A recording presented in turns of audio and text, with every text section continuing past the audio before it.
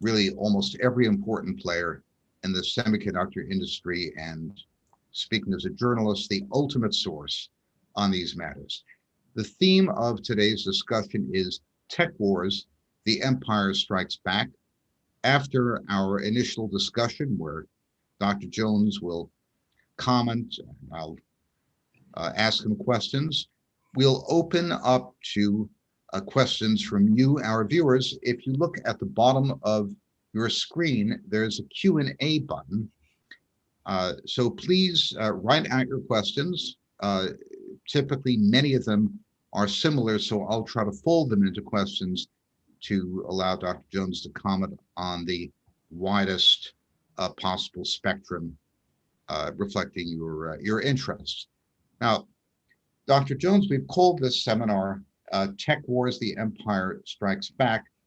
I'd like to mention a comment by Graham Allison, a professor at Harvard. He's the author of a very widely commented book called The Thucydides Trap, warning about the prospect of war between the United States and China. Last year, he discussed the Trump administration's sanctions against Huawei, ZTE, and many other Chinese companies, limiting their acquisition to high-end American computer chips, as well as chip-making equipment and chip design equipment containing American intellectual property. Dr. Allison said, this is comparable to the American boycott of oil against Japan in August of 1941, which of course was the trigger for Japan's attack on Pearl Harbor and the beginning of the Sino-American War in the Pacific. So in the view of some distinguished people, we do have a tech war on. And what I'd like to ask you first is, although we in the United States don't think of this as a war, how does China see this? Thank you. It is really a war, but not in the sense of the Japan oil boycott, because Japan did not have any oil resources. If you look at the numbers, in 2020, China exported about $239 billion worth of semiconductors. And that was about over 50% of the global market for semiconductors. So that includes, of course, the semiconductors consumed in China, but also included in smartphones like the iPhones that are assembled in China. Some of it, not all, sometimes some are assembled in Vietnam and so on, but then exported. In 2030, we're showing that China will import around $640 billion. And that basically will be, again, over 50% of the global market. So even though Huawei is not getting access to semiconductors, at least through normal channels, ZTE is. ZTE paid a fine, and they're actually buying semiconductors. So yeah, there's been some limitations for some companies, but other companies are booming in China. And if we look at the sales of TSMC, for example, they sold about 6% of their revenue into China in Q1 of 2021. In Q2, it was 11%. And if you look at the growth of TSMC from Q1 to Q2, they effectively doubled their sales of wafers into China. So the China semiconductor market is booming, and is booming because of the restrictions being placed on them by the US. And it's a national issue right now. They have to have a strong industry in semiconductors because that's the foundation for electronics. That's the foundation for many of the growth areas going forward. As you saw, they just announced their 600 kilometer per hour train. That train consumes quite a bit of semiconductors. And of course, they're high power, high voltage and so on, but it's critical for them to get access to semiconductors. And so what they're doing is they're building up their own capabilities to design. But manufacturing, though, they still need outside sources. And with TSMC being critical, followed by Samsung. Has China announced an all-country effort to reduce its dependency on foreign semiconductors? Xi Jinping put Liu He, the economic czar, in charge of this. From some news reports we've seen recently, China's semiconductor production is up by 40% year on year. What's your evaluation of China's effort to establish itself as a major manufacturer of semiconductors?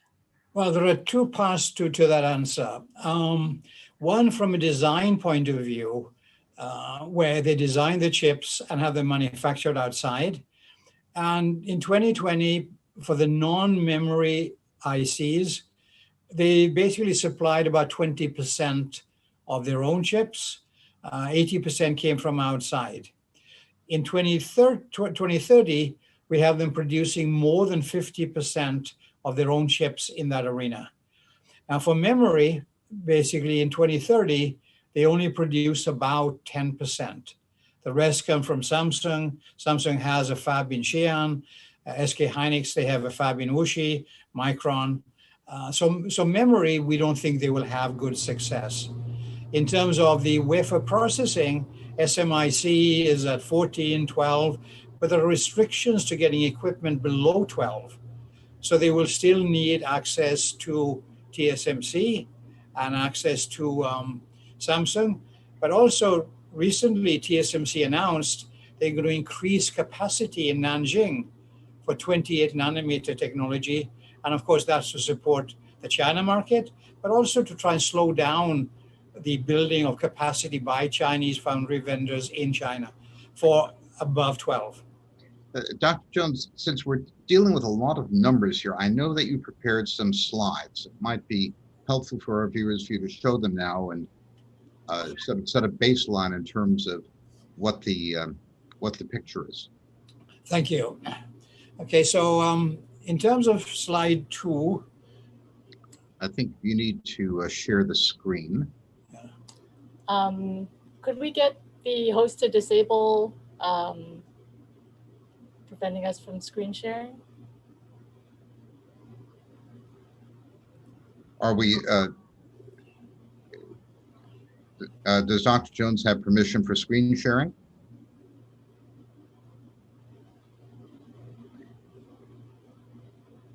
Well, we'll get that in a, while we're doing that, Dr. Jones. How are China's trading partners looking at this? As you mentioned, TSMC is building capacity in China. Samsung is building capacity in China. Certainly, China has been an enormous customer of all of the semiconductor equipment manufacturers.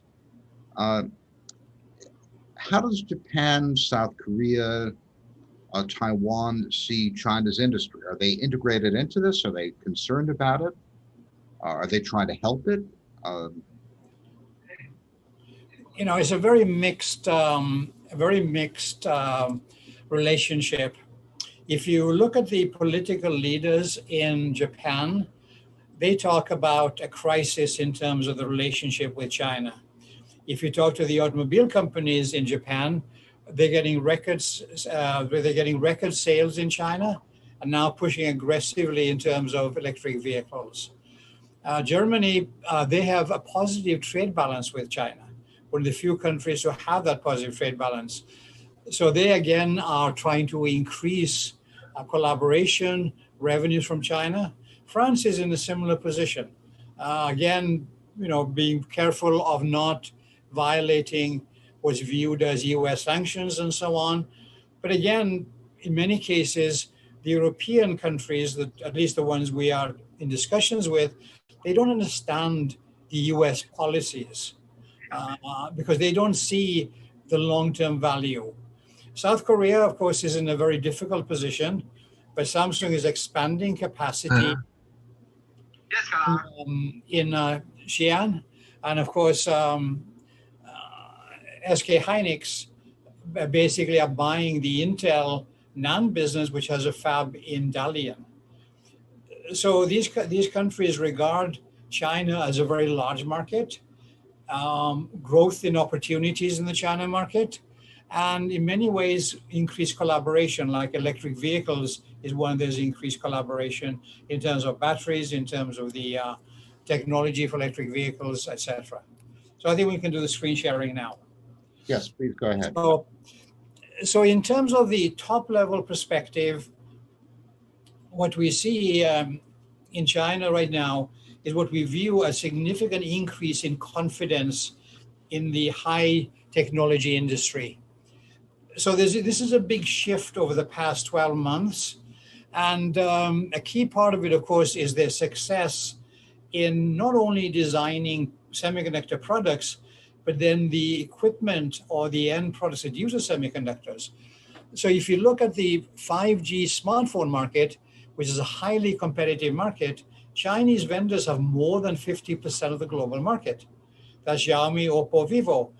The ones that they haven't fully beaten yet, both in technology, but maybe in volume, are Samsung and Apple.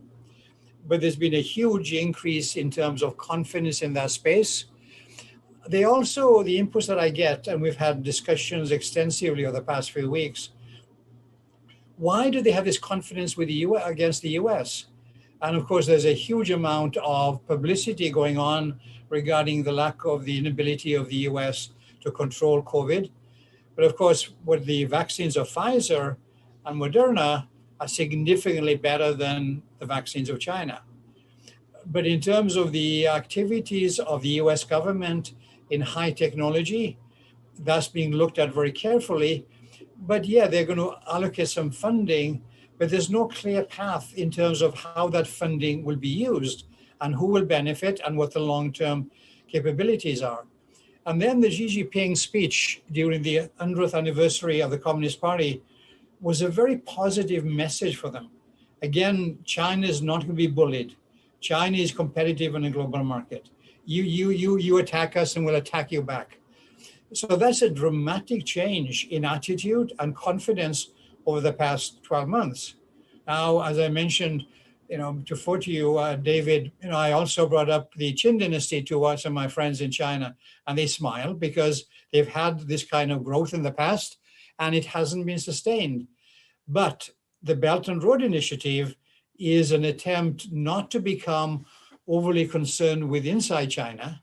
And of course, when we look at the exports to the US, that basically is on slide 4, we're going to have, if we continue with the annual run rate, we would buy about 365 billion from China this year.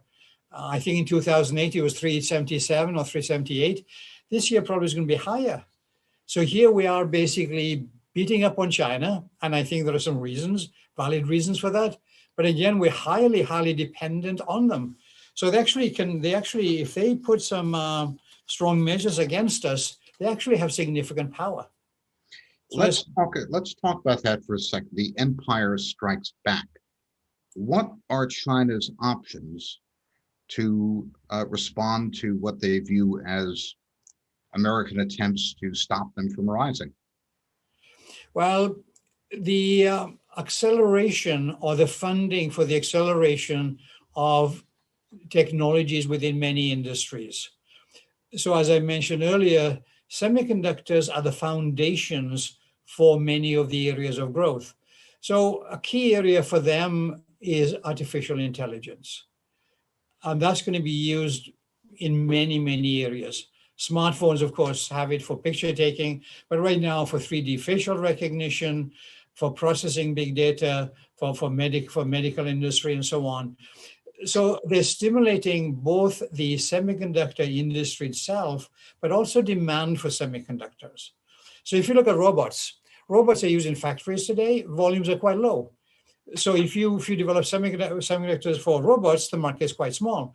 But if you develop a robot industry for care of the aged, for all sorts of other things, for shops and so on, then the market for robots becomes big. And then the market for semiconductor for robots becomes big. So that's the strategy in China. You build the market, you build the supply chains. And of course, as I mentioned, not all areas are successful, but there's incredible momentum right now. And the Star Exchange in Shanghai is very powerful. because it's encouraged entrepreneurs to start companies. We're hearing that 2,000, 3,000 semiconductor companies are being started a year. We've heard high numbers, maybe 100 will survive. But that encourages investments in semiconductors. And then, of course, when you cash out, you make money and you invest some more. So they're doing these things to encourage entrepreneurs, while, of course, having very tight control over many other areas. So it's right now a highly managed top-down economy, but with a very thriving entrepreneurial environment also. I'm trying to understand what American policy is. Of course, the chip sanctions and IP sanctions against China came from the Trump administration. The Biden administration came in and basically left everything in place. It's hard to know what they're thinking. The senior policy development person for China at the White House is the senior director for China and National Security Council, Rush Doshi, who used to run China research at the Brookings Institution. Extremely bright guy.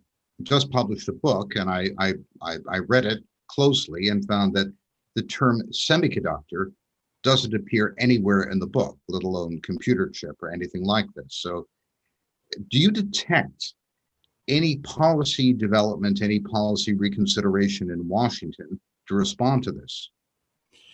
Well, there are many activities, and Senator Schumer, I think, is very active in terms of basically trying to get funding for the semiconductor industry. And he was in Malta on Monday of this week with Global Foundries, where they're going to expand capacity. And I think Global Foundries is doing a really good job, but the lowest technology is 12 nanometers. Intel basically are trying to catch up with TSMC, but today Intel's at 10 and TSMC is at 5. This is nanometers. Intel 7 might be Intel 10 might be as good as TSMC 7. So there are attempts now to provide funding for those companies to build capacity. And when you build capacity, then that reduces emphasis or buying from outside of the US. When you look at the wafer supply, there's almost nothing coming from China to the US. It's really coming from Taiwan. If you look at memory, it's coming from Samsung, Micron. Their main facilities are in Japan, Taiwan, and Singapore. So it's a 10-year effort to build the advanced manufacturing capacity in the US. And I think that's good. But again, what are the specific goals? And who's going to get the resources and how they're going to do it? So those details have not been worked out. Maybe they'll be worked out in time, but this is maybe a 10-year activity. But I think in the near term, the biggest concern the US should have is Taiwan. Basically, as long as TSMC and Taiwanese companies can supply the wafers, the US semiconductor industry is okay. But if there's an issue with Taiwan, then it becomes very serious. It also becomes serious for China. So it's a serious for both countries, US, China, but also for Europe. We shouldn't neglect Europe. Europe is a key part of the semiconductor industry also. Now, I interrupted you. Do you have more slides that you want to put up? So I think the slide number 6, this shows, as I mentioned earlier, back in 2006, of the semiconductors sold into China, 11.5% were consumed by Chinese companies. This is some of the automobile companies, smartphones weren't around, and so on. In 2020, it's now up to 51%. And in 2070, it's going to be 70%. So these are key metrics of the strengthening of the electronics industry in China. Now, of course, some of these semiconductors, again, assembled by ODMs like Foxconn, but the growth of the smartphone market in China is dramatic. Now, the next big growth area will be electric vehicles, autonomous vehicles. And then, of course, data centers is another area where they're spending big money. So, when we look at 10-year increments, we see these big changes. And again, we shouldn't ignore them because it shows them in terms of quantitative measures of what's going on in China. Let's go Now, to the next slide. Yes, sorry, go ahead. Do you have another slide? Yeah. So these are areas of emphasis in China. So when we talk about the US, when we look at smartphones, it's really Apple. But right now, Apple is being investigated or potentially be investigated by Washington for unfair business practices. Now, Xiaomi and Oppo, Vivo, and so on, basically they're being encouraged now. There are some companies like Alibaba and companies that are very data intensive, where China is basically putting significant controls on them. 5G infrastructure. We have nothing in the US, basically. This is Ericsson, Nokia. AI in the cloud. The US is leadership. This is Google. This is Amazon. And this is Facebook. Again, Washington is saying, well, you're abusing your power. So the AI edge applications, basically, this includes, sensing for temperature, other sensors for health, and so on. Space technologies is an area where China is still behind the US, but closing the gap. Robotics is going to be a huge industry, not just for industrial applications, but care for the aged, the medical industry, the operations, EV batteries, big investment, huge investments. And again, they're going to have solid-state batteries, solid-state lithium batteries, probably in 2025. They're doing fuel cells, also the low-cost batteries. Then with autonomous transportation, this is a huge effort by 2035. Smart health, this will probably be the biggest industry in the 2030 to 2040 in the global environment. Smart education, huge effort now on intensive education for mathematics, for Mandarin in terms of memory, physics, to actually breed or condition a significant population of young people who are both highly educated, but also highly competitive. And there's a huge failure rate in the education system, but the ones that survive become highly competitive. It's like training Olympic athletes, basically. Then smart agriculture, land is polluted, going to vertical buildings, and then of course smart cities. That's a long-term effort. Autonomous transportation will require the separation of people and transportation vehicles. So again, these are areas that we know of where there's emphasis. So if you look at each of these areas, where is the US government placing emphasis? That we don't, unfortunately, we know the answer to that question, which is not very much at all. In terms of the speed of build out, China now, I believe, has about 90% of the world's 5G smartphones, and about 80% of the world's 5G infrastructure. And they're continuing to build out very rapidly. Have you detected any slowdown or bottlenecks in China's 5G build out as a result of American sanctions? Yes. In terms of the 5G smartphones, yeah, we have them actually about 60%. If you look at Samsung and Apple, Samsung is like 200 million, Apple is about 200 million, so on. But again, yeah, it's a big growth. Yeah, there is a slowing in the build out of 5G. ZTE can still build the 5G base stations. Huawei still probably has some inventory, but the number of base stations by the end of this year that they projected before was about 1.5 million. Now it probably will be about 1.2 million. So it's lower. So there's less public emphasis on 5G in China, the infrastructure. So I think in terms of ZTE, though, they can only get chips 12 nanometers and above. So this is a very sore point in China right now. And we're basically we're curious as to why they haven't increased some kind of emphasis on this. Huawei sued Verizon for IP patents, and they settled. But Huawei has a very, very strong patent portfolio in 5G, so they could block Ericsson, they could block Nokia. So something is going on that we're missing. I don't know if it's related to Canada, but something is missing in terms of China being very, in our opinion, relatively passive here. There's one more point I want to make though. When we do look at China, it is government plus industry. And the government plus industry includes the SOEs that in many ways are very inefficient. And you have then the entrepreneurs that are highly efficient. But is government and industry the right pattern? Is that sustainable? US has tended to be, government hands-off in terms of companies in many cases, and that has given us some very good results. I mean, Amazon, basically what they've done in terms of delivering goods is outstanding. If you look at what Google has done in many areas, outstanding. If you look at what Facebook has done, outstanding. If you look at what Apple has done, outstanding. And you can go on, you can list on and on, Cisco and Palantir and many, many companies. And they've had some government contracts, but not significant government investments and so on. But is the China model sustainable? And as wealth is built, will the people in China, the middle class and the upper middle class, will they be satisfied with this control?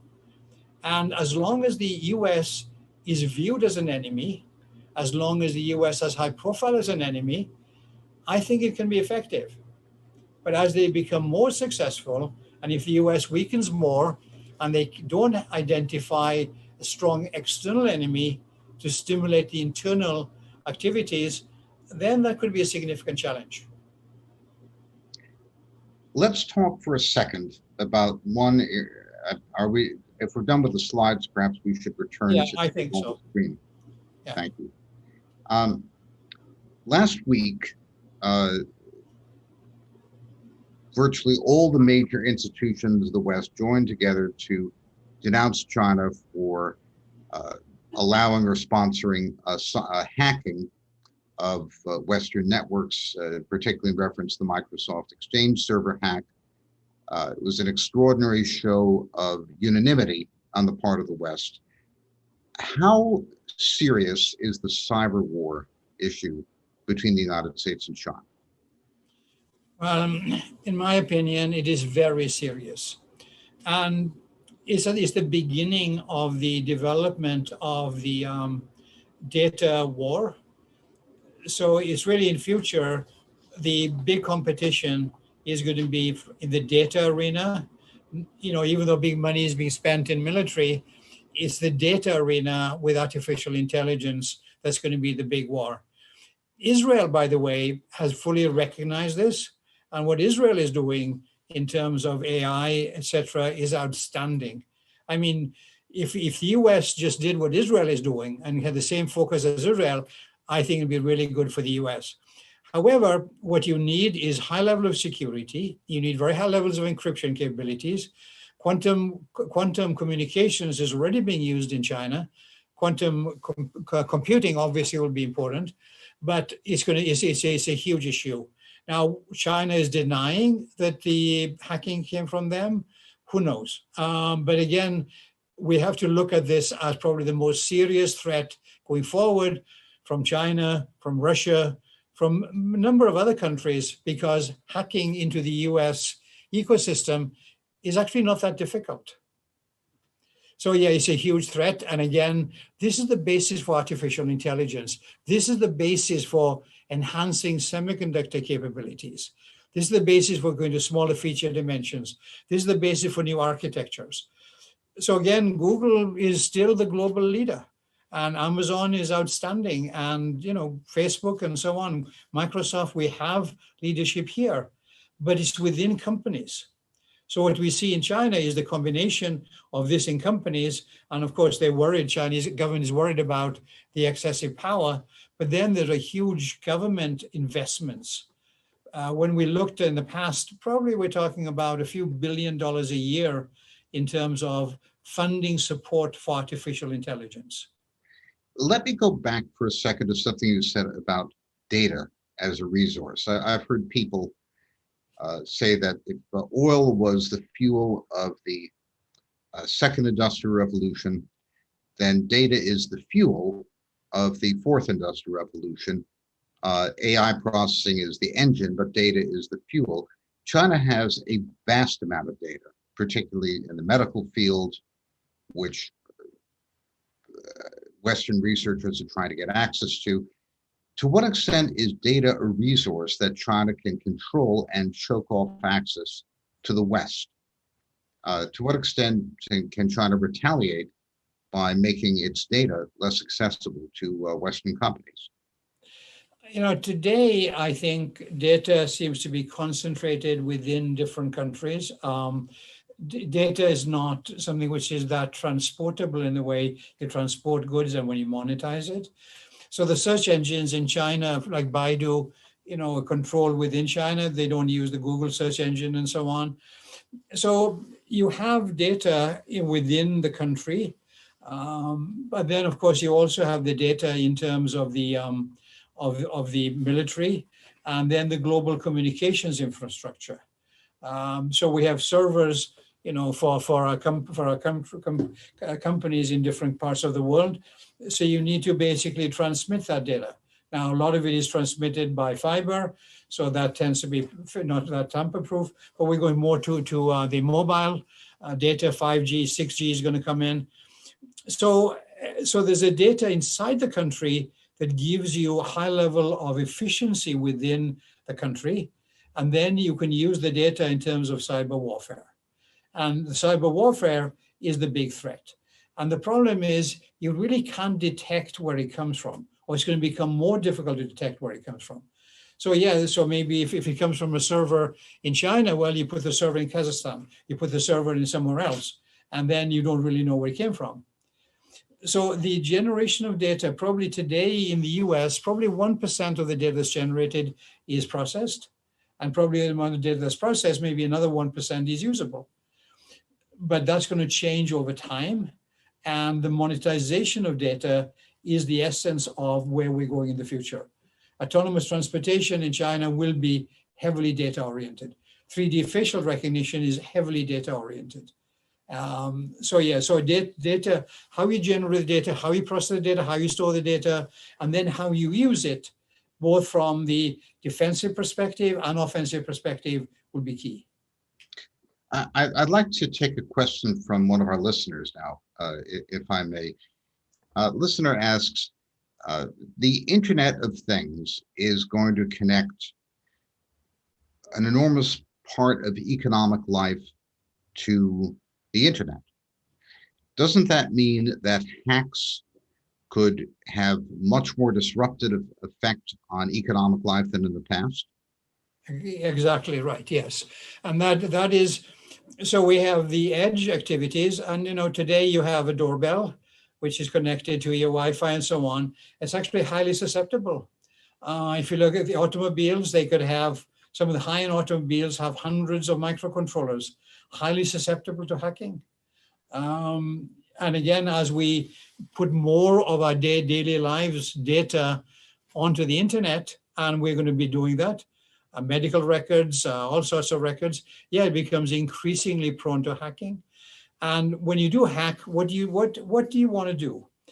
You can actually try and get money, which is a simplistic form, but you can also cripple part of the economy. The pipeline that got shut down, that crippled some of the oil, but that's just the beginning. I mean, the airlines can be hacked. Basically, flights can I don't want to go be that negative that flights, planes will crash and so on, but you can basically block them from flying, and you can divert them to multiple airports. So it's a big part of our future life. How we protect the data, how you manage it. This is the essence of success in the next 10, 20, 30 years. Another listener asks how important the Belt and Road Initiative is, in actually 2 or 3 questions, which I'll try to summarize together. China is doing a lot of low-tech investment in terms of ports, railroads, and so forth. In the Belt and Road Initiative, a lot of high-tech investments at home. Is there a Chinese high-tech strategy for expanding its influence outside China in context of the Belt and Road Initiative? Well, the Belt and Road Initiative is having mixed success, but it does show the fact that China is looking outside of China. And of course, a big part of it is to try and ensure supply chains for oil, gas, and resources. And of course, another part is the transportation of goods into Europe. So it's a very mixed success to date. They are using the Belt and Road initiatives to install and test nuclear power stations. But yeah, I think longer term, there will be some high-tech issues, but many of the countries involved in the Belt and Road initiatives are very low-tech. So there will be an attempt to, there was an attempt or a planned attempt to really proliferate 5G in those countries. But again, what the US has done, limiting access to semiconductors for 5G, has slowed 5G in China, but also slowed 5G outside of China. So is that of benefit to the US? Yeah, I think there could be some benefits. The bigger beneficiaries could be Ericsson and Nokia, but strategically, yeah, you slow down 5G in other countries. Is that a good thing for the US? You know, maybe some benefits, but some also negatives. Apropos of that last comment, there's a question from a listener regarding China's decision to limit Ericsson's participation in their 5G build-out. If China is short on resources to accomplish its 5G build-out, why would it keep Ericsson out? Well, the Swedish government, of course, blocked 5G in Sweden, and the head of Ericsson begged them not to do that. You mean block Huawei in Sweden? Yes, sorry, blocked Huawei in Sweden. Sorry, yeah. Begged Swedish government not to do that, but they went ahead and did it. So Nokia is now getting some business in China, but we don't think it's going to be significant business because even though ZTE is behind Huawei in terms of 5G, ZTE is significantly ahead of Nokia. So it's kind of a token offering. But I think we think by the end of the year, China will do something significant to try and release chips for 5G infrastructure. And as I mentioned earlier, one of the options is the patent issue. But I think they will also come up with some other something which is stronger than that to try and get the Biden administration to relent. You know, ZTE got the ability to ship products into China, and ZTE performance last year was quite good by paying 1.2 billion fine. If Huawei paid a 10 billion fine, would that resolve the issue? The Huawei smartphone business has basically declined precipitously, but other Chinese companies have filled the void. In 5G, that's difficult. So again, we think, I think it's an interesting question. Why not allow Ericsson to come in?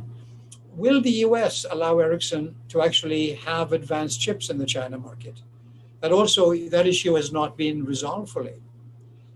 Yes. But again, it is a tit for tat, and I think that's an indication of China striking back. So this is the beginning. Another listener asks about your estimate on how quickly PRC semiconductor manufacturing equipment suppliers can make breakthroughs on key bottleneck areas such as extreme ultraviolet lithography. I think you'll have to explain to most of our listeners what EUV lithography is to answer the question. Sure.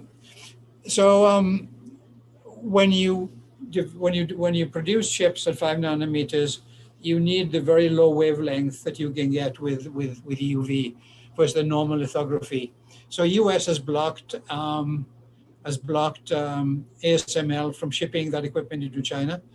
The equipment is extremely complex. I mean, extremely complex. China doesn't stand a chance of producing that equipment in the next 10 years. The problem is that if they do produce it, they have no market because in addition to that lithography equipment, you also need other equipment. And so they're trying to develop equipment. AMEC is trying to develop equipment for 28, but it doesn't count.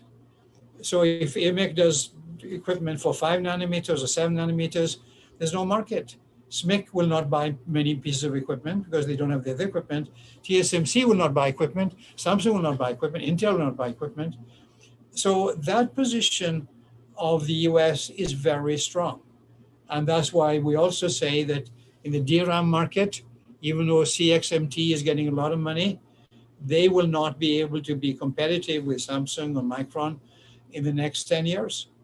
And the same thing with YMTC in the NAND business.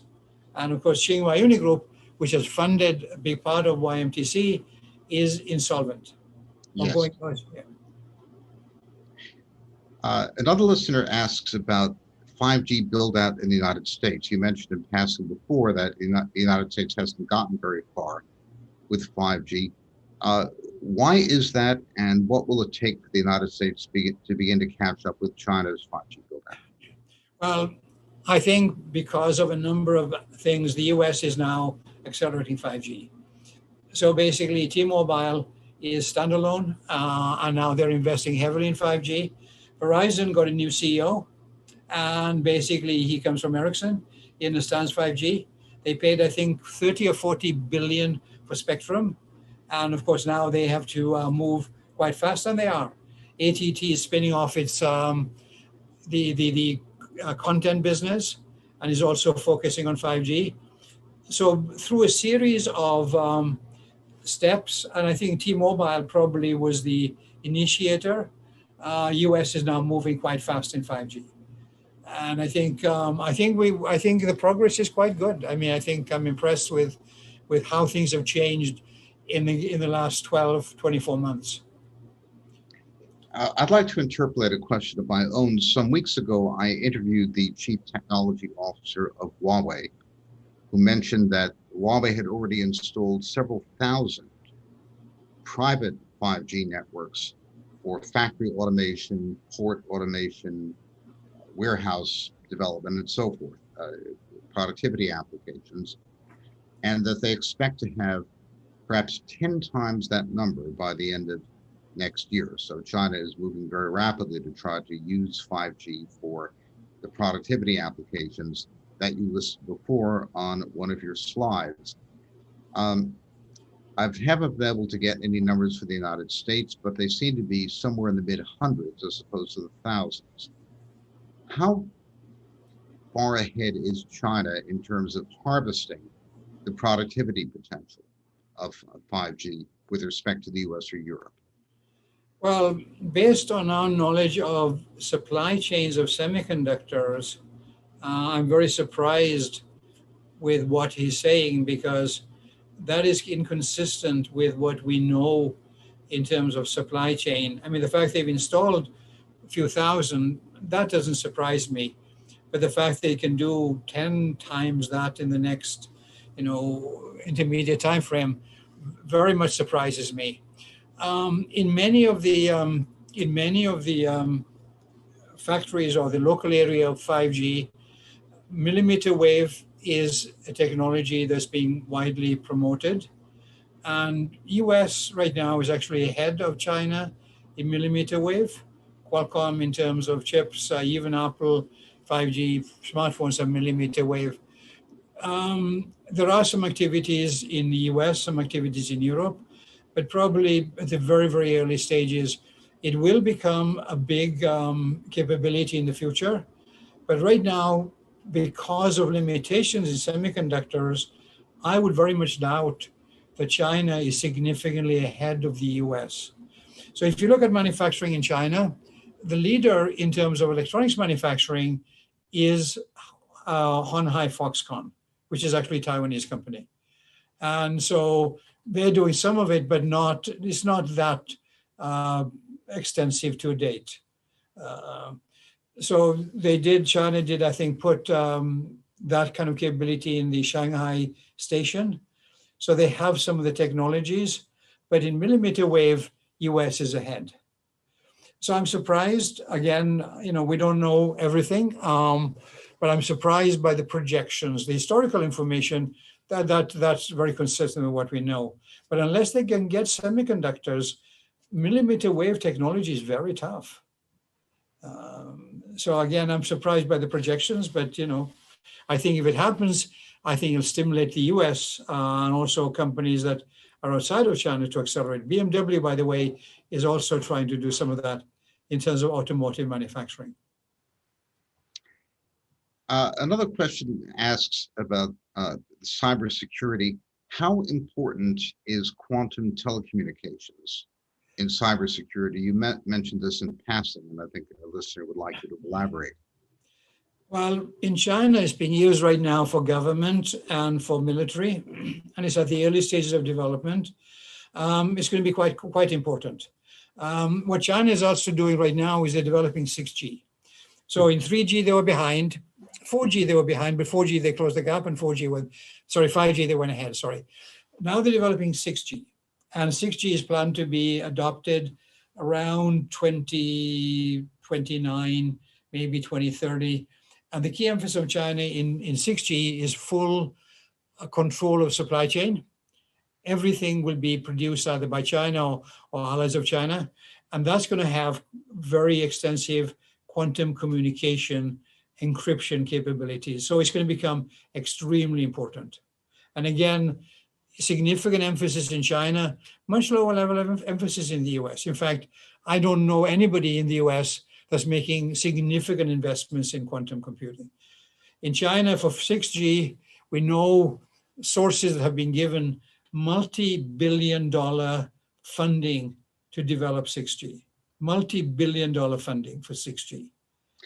Could you explain for listeners a bit more what the difference would be between 5G and 6G? So 5G gives you peak download of 1 gigabit per second to maybe 10 gigabit per second. 6G will give you basically maybe 100 gigabit per second, very high bandwidth, but potentially very high security. So security is obviously a key part of what we have to work on going forward. US actually does have some good security capabilities, but we don't have a plan, in my opinion, to effectively utilize them on a broad enough basis. The main American objection to Huawei was, as President Trump said, we should call it spyware. It's alleged by the American government that if Huawei builds networks, it can steal data from them and learn Western secrets and compromise the privacy of Western citizens. One of our listeners asks whether new technology in terms of protecting data, say 6G, quantum telecommunications, whatever it might be, could such technology ease Western concerns about Chinese hacking or misuse of data?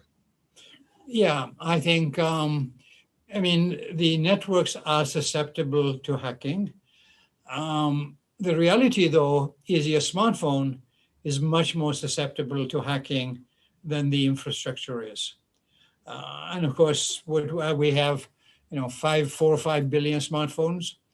But yeah, I think the newer technologies can give you significant protection. Probably nothing is 100%. Microsoft should be have a high security capability for what it does, but of course it doesn't. So I think the investments in security will involve quantum computing, quantum communications, but also AI-based algorithms. But again, nothing will be purely highly protected. But I think the capabilities from a technology point of view should give you significant protection. The issue in terms of Huawei, in terms of the base stations, there is some validity to it, but actually you can actually violate the base station by having something close to an existing base station. And of course, when the communication from a base station to somewhere else can be fiber, but in many cases wireless. So even if you don't use the Huawei 5G infrastructure, you can still hack. But could you do it more effectively with a Huawei base station, or can they hack you? Yeah, they probably can. But so can Ericsson, so can Nokia. and so can anybody that actually access to your data.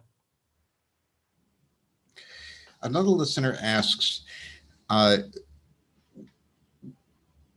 how you expect all this to end between the United States and China. There's been tit for tat, there have been negotiations. Will there ultimately be an agreement, or will we have a long-term Cold War over technology? You know, that's a really, really interesting question. So what the problem we have with the US is we don't have a plan.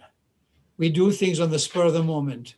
Many of our senior officials don't have really good understanding of technology, of the global political issues, etc. On the other side, China is becoming more authoritarian, more control. And how long will the citizens put up with that? There's been some pushback because of 3D facial recognition, et cetera, et cetera. So we do have, in my opinion, right now, a situation where the conflict will get worse. And something has to happen to reduce the tension.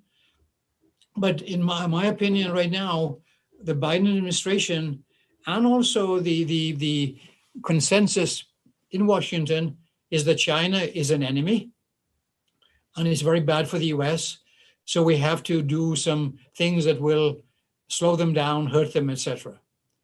And then China is basically saying, okay, we will take certain hurt, but in my opinion, there'll be a pushback. And of course, you also have the global situation. You know, where will Europe go?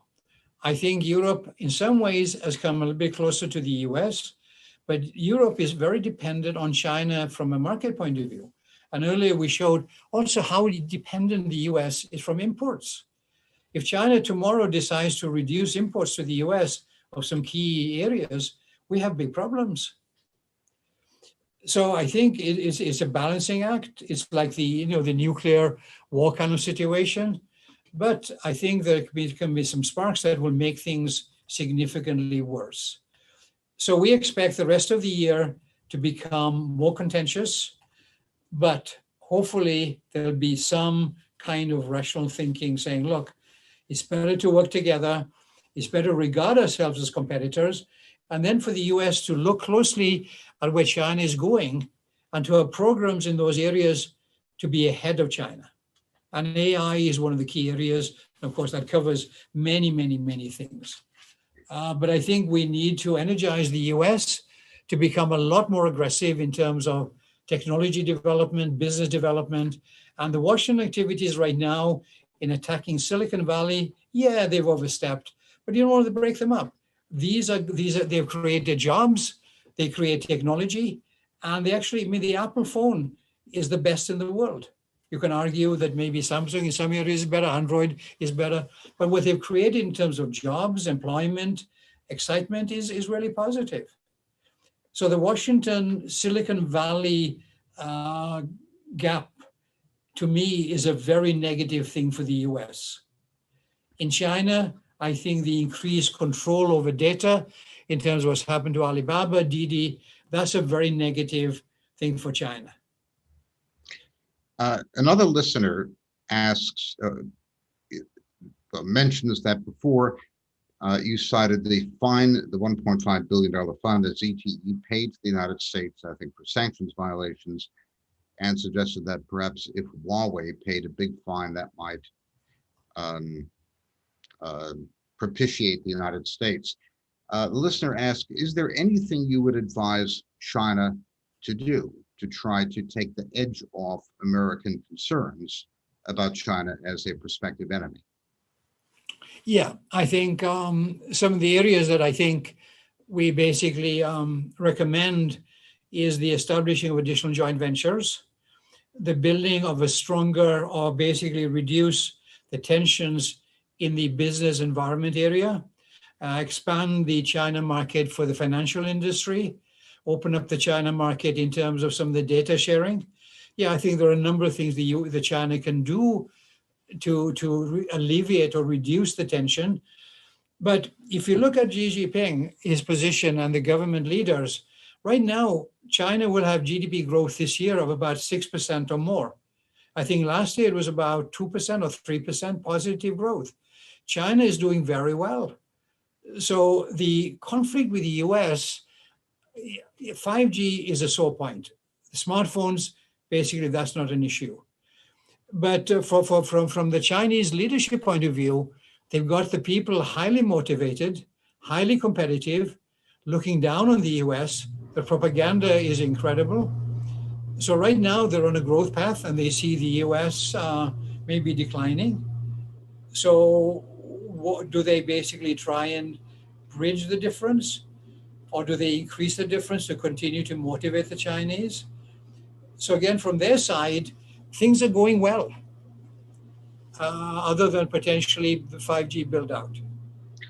A listener asks, based on your knowledge of so many of the companies involved in this arena, personally, would you rather invest in American big tech or in the Shanghai Stars board?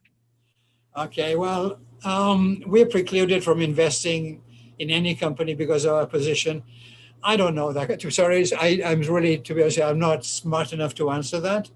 I know some of the companies on the Shanghai Stock Exchange that have actually had very good growth, but one of them actually has dropped by 50% in the last year.